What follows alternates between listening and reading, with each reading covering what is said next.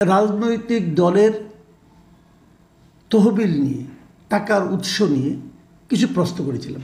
একটি দলের না, সব দলেরই। এগুলো আগে অবাধে চলতো, কেউ কিছু প্রশ্ন করতো না। তারা নিজেদের ইচ্ছা মতো চাঁদা আদায় করতো, নিজেদের পকেটে ঢুকাতো, অথবা এটাকে একটা ব্যবসা হিসেবে নিত। এরকম ছিল। এখন প্রশ্ন হচ্ছে, এই রাজনৈতিক দলটা চলবে কিভাবে? এই কথাটা আমার এত বলার দরকার দুটো কারণে। একটা কারণ হলো, সাধারণ মানুষ কিন্তু জানতে চায়, আপনি যে একটা পলিটিক্যাল পার্টি করলেন, আপনি কি একটা ব্যবসা প্রতিষ্ঠান খুলে বসেছেন যে এর মাধ্যমে আপনি ইনকাম করে আপনার এবং আপনার দলের লোকদের সংসার চালাবেন? এটা কি আই ইনকামের একটা ব্যবস্থা, সবচেয়ে লাভজনক ব্যবসা? এই প্রশ্নটা যেমন আসবে, তেমনি আমাদের নির্বাচন কমিশন যেটা আছে, তারাও কিন্তু তাদের আইনে স্পষ্ট বলা আছে যে যদি কোনো দল নিবন্ধন পেতে চায়, অথবা নিবন্ধিত থাকতে চায়, অথবা নিবন্ধন বজায় রাখতে চায়, তাহলে তাদের আয় ব্যয়ের হিসাবে ট্রান্সপারেন্ট থাকতে হবে। এই যে নিবন্ধন পাওয়ার যে আইনটা 2020 সালে যে আইনটা হয়েছে, সর্বশেষ যে আইনটা হয়েছে, সেই আইনটাই কিন্তু কেবল এই আপনার এই আয় ব্যয় না, আরও অনেক বিষয়ে অনেক খুঁটিনাটি কথা বলা আছে। সেগুলো নিয়ে আমি ধীরে ধীরে একটা একটা আলাপ করব।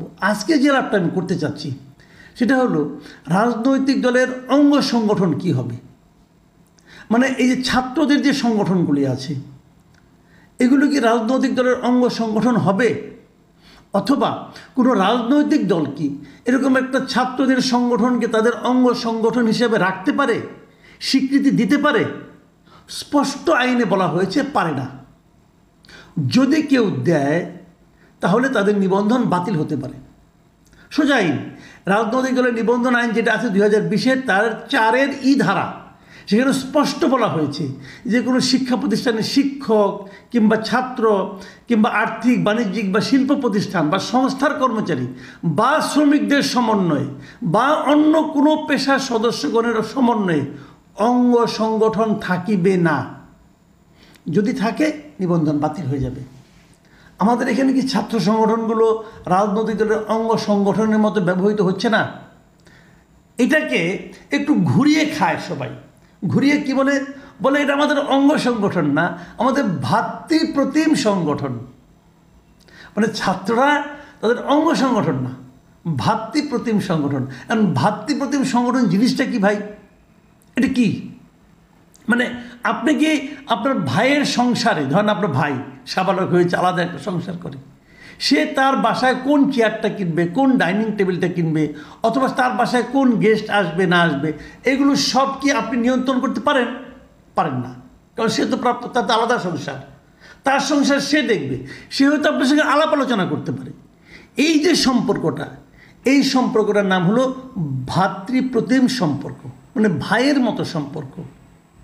তো সব কিছু আপনি নিয়ন্ত্রণ করতে পারেন না, কিন্তু করে না কি? করে, অবশ্যই করে। ছাত্রলীগের কমিটি কে হতো? ছাত্রলীগ যেটা আমাদের, যেটা নাকি এখন নিষিদ্ধ সংগঠন, যতদিন সেই সংগঠনটা ছিল ততদিন সেই সংগঠনে কে সভাপতি হবে, কে সেক্রেটারি হবে, কাকে বাদ দেওয়া হবে, এগুলি কে করতো? শেখ হাসিনা করতো। এ সবাই জানে। এবং তারা বলতো, নেত্রীর কাছে আমরা দায়িত্ব দিয়েছি আমাদের নেতা এবং কমিটি নির্বাচনের জন্য। অর্ধেক কমিটি নির্বাচিত, বাকিটা আবার নেত্রী করতো। নেত্রী বলতো তাকে দিয়ে, এবং তাদের সম্মেলনে সে যাইতো। এগুলো হতো। খুবই লজ্জাজনক কথা, কিন্তু খুবই ন্যাক্কারজনক কথা এগুলো, বাট এটা হতো। আইন তারা নির্লজ্জভাবে ভাঙতো এবং হতো। ঠিক আছে, এখন ছাত্রলীগ নাই, ঠিক আছে। বড় ছাত্র সংগঠন কোনটা? এই যে আমি এতগুলি প্রসঙ্গ আলোচনা করলাম না, এর কারণটা আমি বলি। কারণটা হলো, আজকে আমি সোশ্যাল মিডিয়ায় এবং আরও কয়েকটা সোর্স থেকে আমি একটা চিঠি দেখলাম।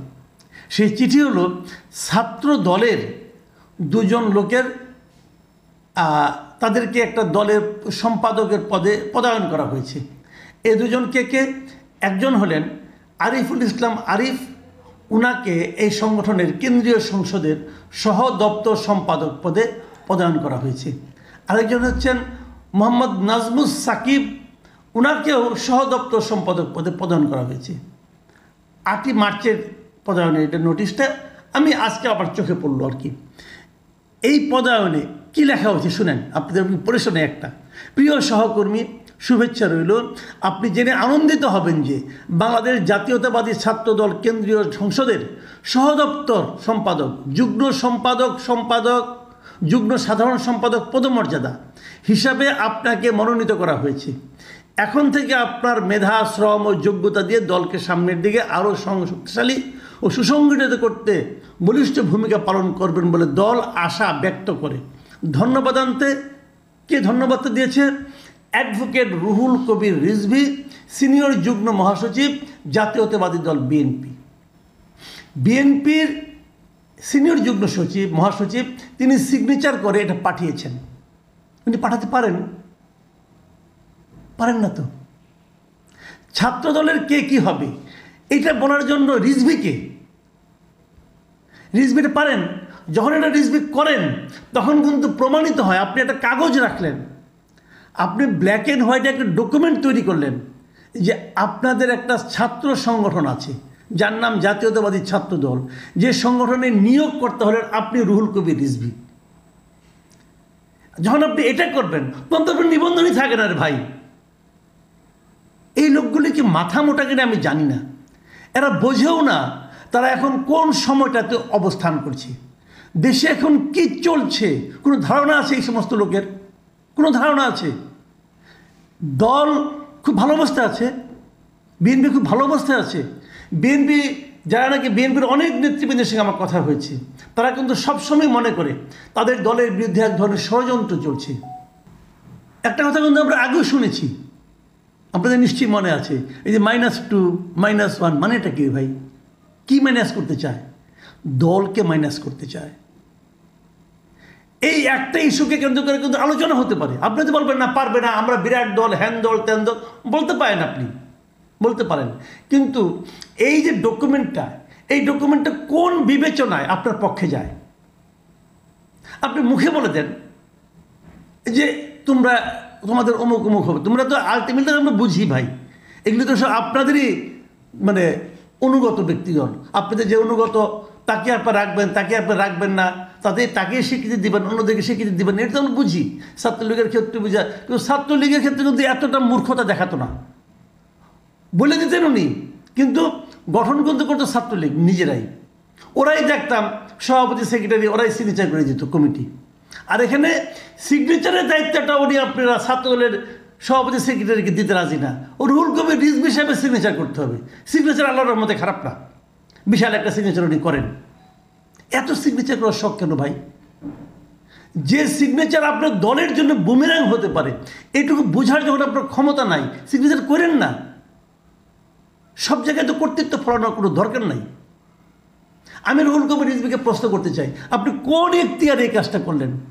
এবং আপনার এই এখতিয়ার বহির্ভূত কাজের জন্য আপনি দল যে আগামী দিনে বিপদে পড়তে পারে, এই ধারণাটা আছে, থাকা উচিত। প্রত্যেকটা দলের আমি বলবো, অনেকে বলে না, এখন ইদানিং কথা উঠছে শিক্ষা প্রতিষ্ঠানে রাজনীতি করা চলবে না, শিক্ষা প্রতিষ্ঠানে ছাত্র সংগঠন করা চলবে, রাজনীতি করা চলবে না। আমি কিন্তু এই দাবির পক্ষে।